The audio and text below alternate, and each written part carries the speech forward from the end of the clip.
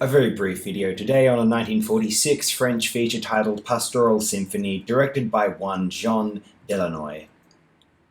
Adapted from a 1919 novel written by André Gide, Pastoral Symphony tells the story of a young blind woman named Gertrude, who is sheltered by a generous minister who haphazardly falls in love with her when she's an adult, as does his adult son, whom is engaged to be married. The title of the story refers to Beethoven's Sixth Symphony, also known as the Pastoral Symphony, which plays a role in the narrative. It could also be seen as referring to the pastor's symbolic symphony with Gertrude.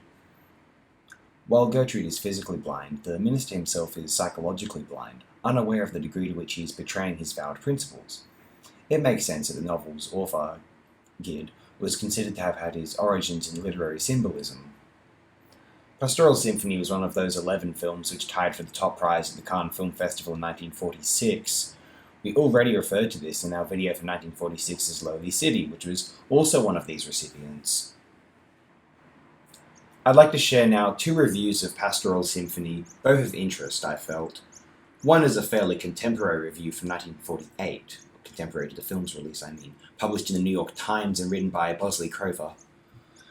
Out of a long short story, or short novel by André Gide, the first, incidentally, of this French writer's celebrated works to be adapted to the screen, a group of sincere French artists have made an intense, disturbing film which goes by the name of the original Symphonie Pastorale.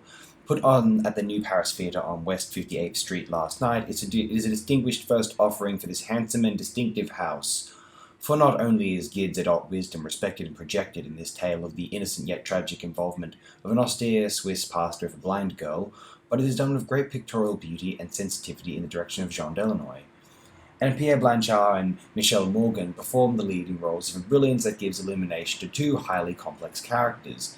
Not without reason is this story called the Pastoral Symphony. It has the expansion and development of a carefully scored musical work. It has, too, the intellectual firmness and the calculated emotional control that one finds in a beautifully integrated and disciplined symphony.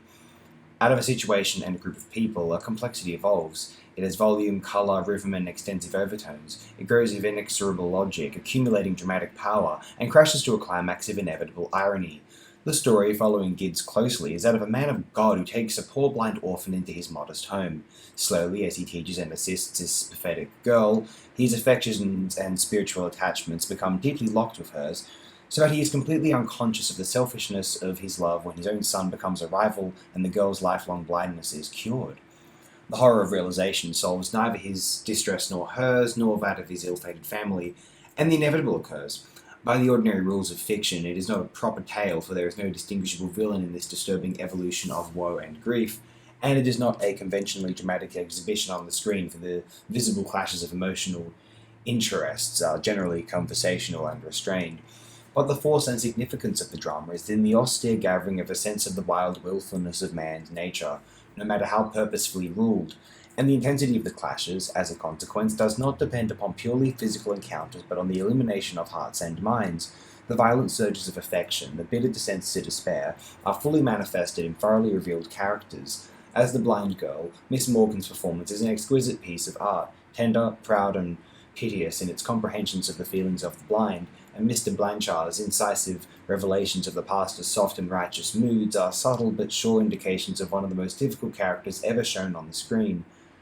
Leonora is remarkably human as the pastor's distracted wife, and Jean Desailly does very nice in the overshadowed role of his son. Vigny and André Clement are well suited to other parts.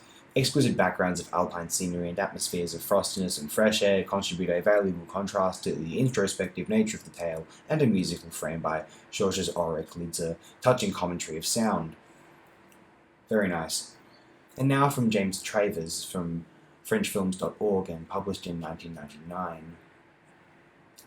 Director Jean Delannoy's interpretation of André Gide's powerful and moving novel La Symphonie Pastorale makes a memorable piece of cinema. The pastor is treated sympathetically, although the contradiction with his position of authority is not evaded. We share Gertrude's ambivalence when she recovers her sight and finds that her protector's love is somewhat more than paternalistic, neither pity or repulsion, although it is clear that both the pastor and Gertrude have lost something special. Delannoy paints a tragic scenario where individual happiness is destroyed by the constraints of convention and false expectations, and the film's conclusion is perhaps one of the most tragic and upsetting in cinema history. The film is beautifully photographed, and one easily senses the isolation and remoteness of the small village community. The scene where a blind Gertrude is trying hopelessly to recover the shoe of a young boy has an air of classic tragedy.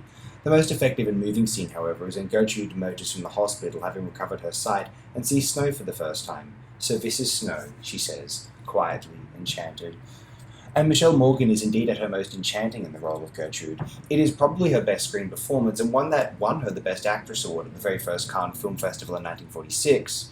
There is scarcely a scene in the film where she fails to trigger a deep emotional response. We share her unhappiness and vulnerability when she is blind and feeling useless. We delight when she waltzes in the arms of the young man who has fallen in love with her. We are captivated by her joy when she recovers her sight. And we are moved to tears when, through no fault of her own, she loses her happiness at the end of the film.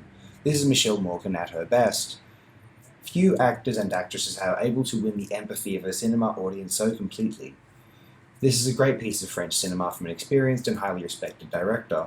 Neither overly sentimental or theatrical, La Symphonie Pastorale is a tragic and moving story that is perfectly constructed in the medium of film.